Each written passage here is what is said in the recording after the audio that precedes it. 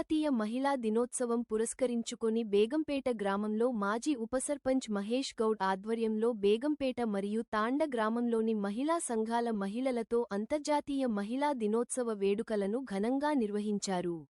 ఈ కార్యక్రమానికి ముఖ్యాతిథిగా TGIIC chairman Nirmala Jaggareddy పాల్గొన్నారు. అనంతరం ఈదులకంటి మహేష్ గౌడ్ ఆధ్వర్యంలో మహిళా దినోత్సవం సందర్భంగా మహిళతో కలిసి కేక్ కట్ చేసి వేడుకలు నిర్వహించి కుంకుమ భరిణలు నిర్మల జగ్గారెడ్డి చేతుల మీదుగా మహిళా మణులకు అందచేశారు. ఈ కార్యక్రమంలో కాంగ్రెస్ నాయకులు బ్లాక్ కాంగ్రెస్ అధ్యక్షులు రఘురాం గౌడ్, కళ్యాణి మహేష్ గౌడ్, మహిళా సంఘాల ప్రతినిధులు, ప్రభుత్వ అధికారులు, ప్రజాప్రతినిధులు, ఏఎంజీ టీం సభ్యులు మరియు కాంగ్రెస్ నాయకులు కార్యకర్తలు గ్రామస్తులు యువకులు పాల్గొన్నారు.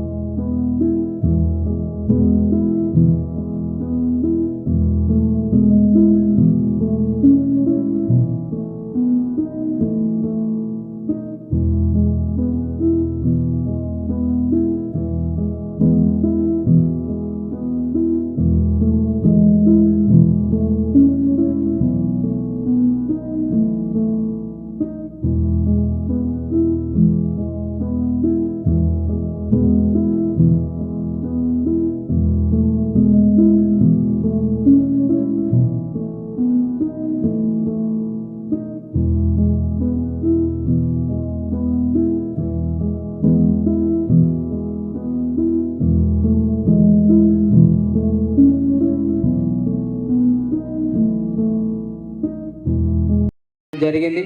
దీని ద్వారా బ్యాంకు నుంచి కూడా ఈ సంవత్సరం ₹1,00,00,000 శ్రీనిధి నుంచి ఒక 80 లక్షలు దాదాపు ₹2 కోట్ల టర్నోవర్తో ఈరోజు జరుగుతూ ఉంది. అంటే ఈరోజు ఒక మహిళ వెళ్ళి అప్పు తీసుకోవాలి, లోన్ తీసుకోవాలి తన కుటుంబ అవసరాలకు అనుకుంటే, ఈరోజు బయట వెళ్ళి మగపిల్లలు ఏదన్నా ₹1,00,000 అప్పు తీసుకోవాలనుకుంటే ఏదో కుదబెట్టాలి, భూమి పేపర్లు పెట్టాలి, ప్రామిసరీ నోటు రాసియాలి, రకరకాల కారణాలు ఉంటాయి.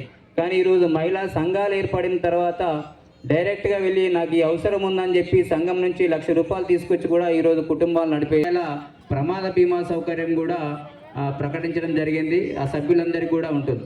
అట్లాగే లోన్ బీమా కూడా, ఒకవేళ సభ్యురాలు లోన్ తీసుకొని మధ్యలో ఏమైనా జరిగి చనిపోతే ఆ తీసుకున్నటువంటి లోను కూడా ₹2,00,000 లోన్ బీమా ఉంటుంది.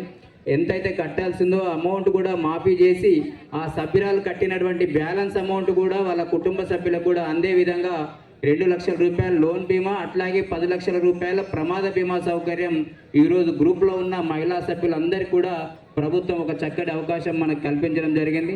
ఈరోజు దీంతో పాటు ఇంకోటి చిన్న డ్యాన్స్ నేర్చుకోవడం జరిగింది. ఆ బేగంపేట గ్రామానికి ప్రతిసారి మేము ఏ పిలుపునిచ్చినా కానీ మా కోసం, మా ఇంటి కోసం, మా ఊరి కోసం సమయాన్ని కేటాయించి ఇంతసేపు ఓపికతో కూర్చొని మాకు అనుకూలంగా అనుకున్నవన్నీ చేస్తుంది. చాలా సంతోషంగా ఉంది. అందరికీ మహిళా ప్రపంచ దినోత్సవ శుభాకాంక్షలు తెలియజేస్తున్నాను.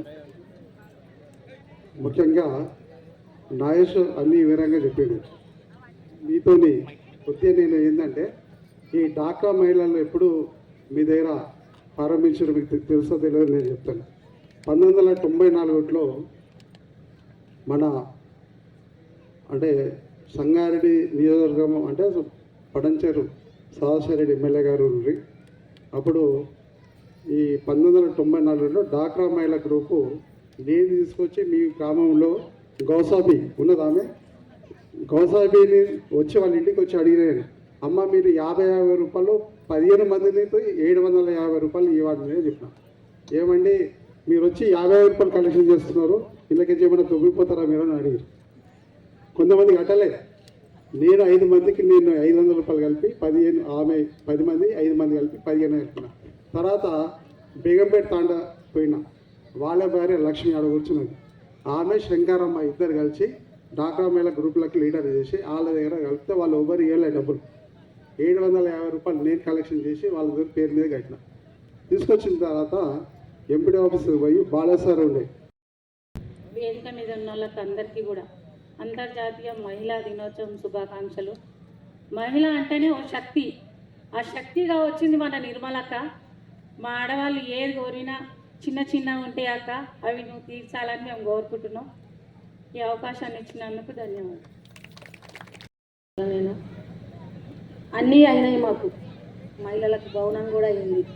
దాని చుట్టూ మాకు కవారి కూడా లేదు, మేడం కట్టిస్తారంట అని అవమానిస్తున్నాను నేను. వాళ్ళ కోతులు కూడా మా తాన కోతులది ఒకటి చర్చ తీసుకోమంటా అని మేడంని ఏడుకుంటున్నాను.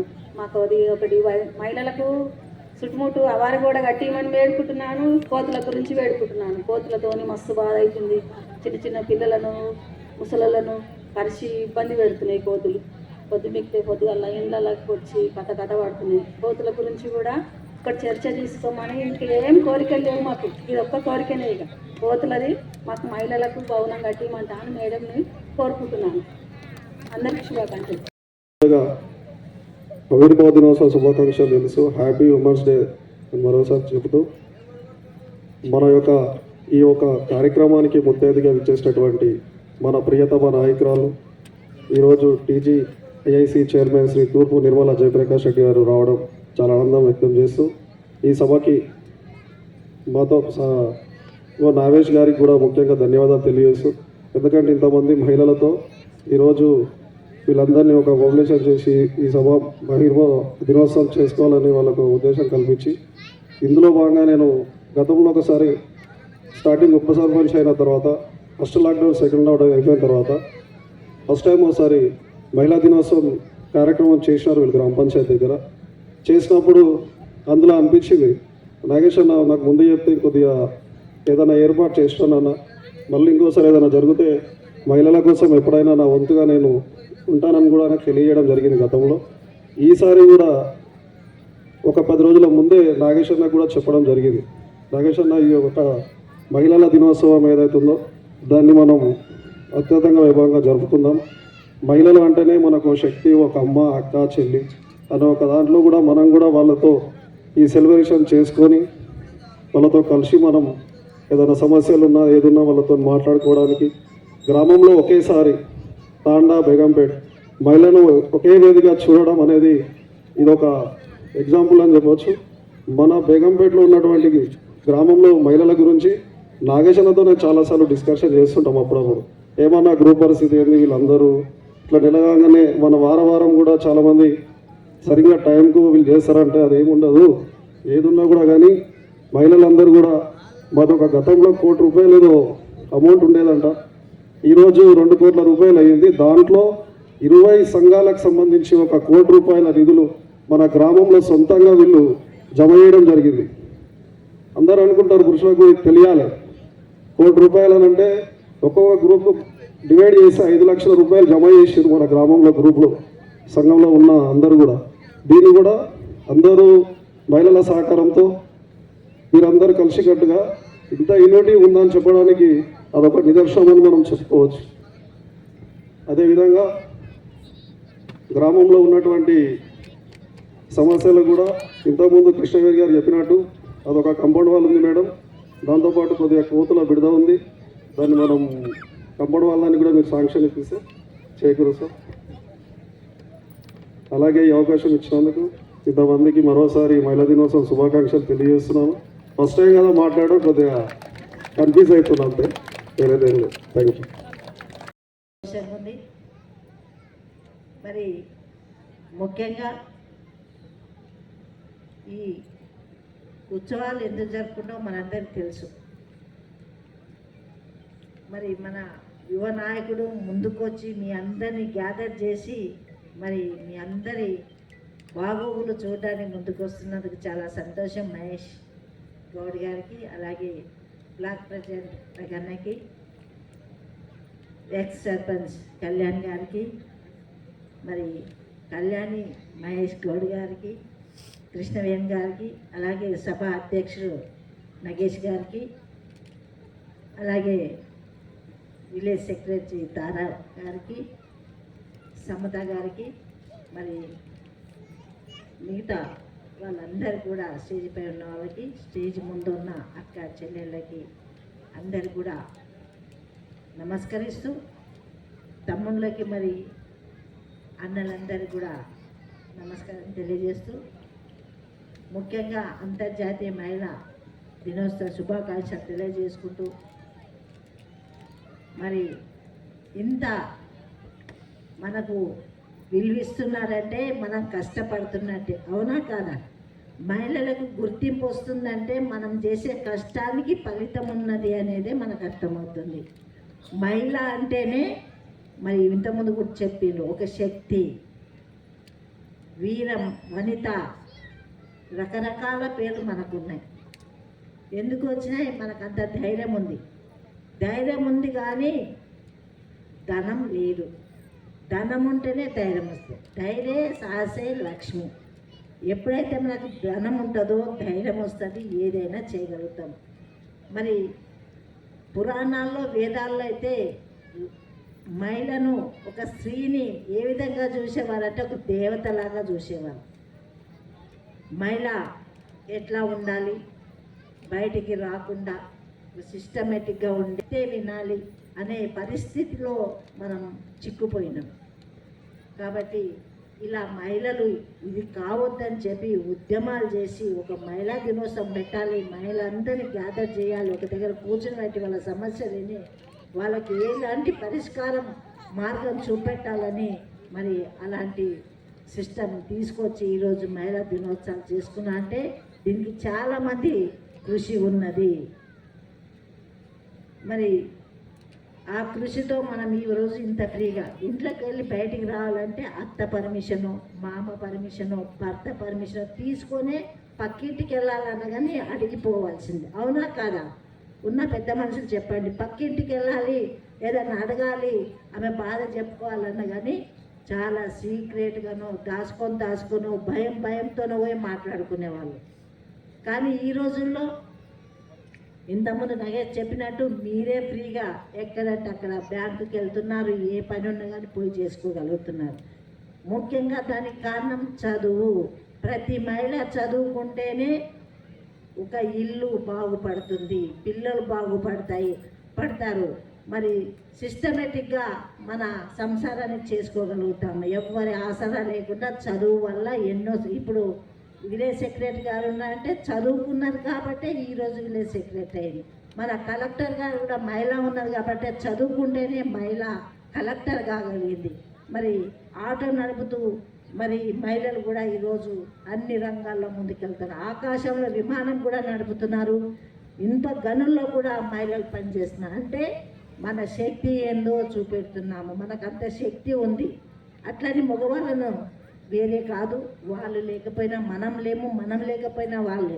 మనం ఏమడుగుతున్నాం సమాజంలో ఈరోజు అంటే మాకు సమానంగా చూడండి, మాకేదో బలం లేదనో మేమేం చేత కాదు అన్న మనం హీనంగా చూడకండి అని ఒకటే అడుగుతున్నాం. కానీ ఇంకా అంతకు మించింది ఏమీ లేదు. కాబట్టి ఈ రోజుల్లో రాజకీయం కానీ, ఆర్థికంగా కానీ, సామాజికంగా కూడా మనకు సమాన హక్కు ప్రభుత్వం కల్పిస్తుంది. అవన్నీ మనం ఉపయోగించుకోవాలి.